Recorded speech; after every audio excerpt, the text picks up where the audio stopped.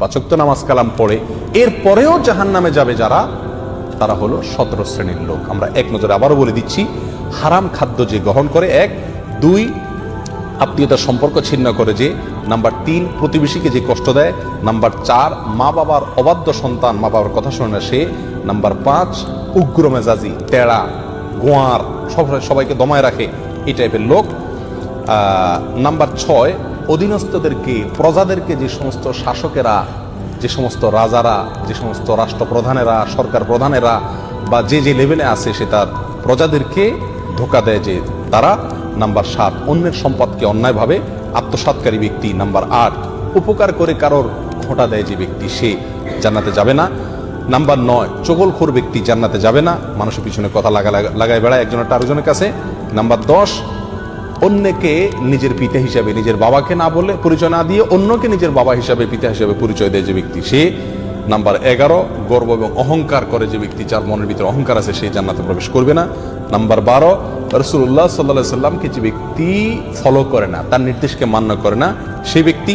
Number 13 অকারণে তালাক কামনা করে, তালাক চায় যে মহিলা, সেই মহিলা।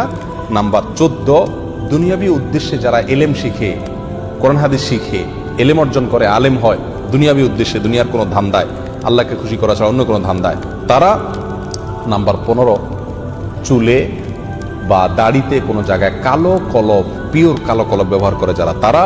এবং নাম্বার 16 যে কোনো ভালো কাজ করে সেখানে মানুষকে দেখানো, এটা ফলাও করা, প্রচার করা, এই উদ্দেশ্য থাকে যাদের, তারা।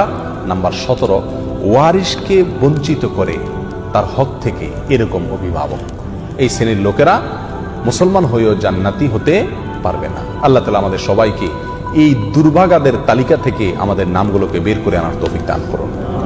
চেষ্টা করব এই 17 শ্রেণীর কোনোটিতে যাতে আমার নাম না থাকে, এটাকে টাঙায় রাখবো, ঝুলায় রাখবো লিস্টটাকে, এবং আমার ভেতরের কোনো পয়েন্ট আছে কিনা সেটা দেখে যাচাই করে সেখান থেকে নিজেকে বের করে আনবো ইনশাআল্লাহ।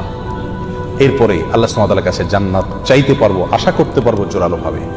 আল্লাহ সুবহানাহু ওয়া তাআলা আমাদের সবাইকে আখিরাতে কিয়ামতের দিন একেবারে ফার্স্ট চান্সে, প্রথম চান্সেই জান্নাত যেন আমরা লাভ করতে পারি, জাহান্নাম থেকে মুক্তি নসিব যেন হয়, সেই তৌফিক দান করুন। জাযাকুমুল্লাহ ওয়া আখিরু দাওয়ানা আলহামদুলিল্লাহি রাব্বিল আলামিন।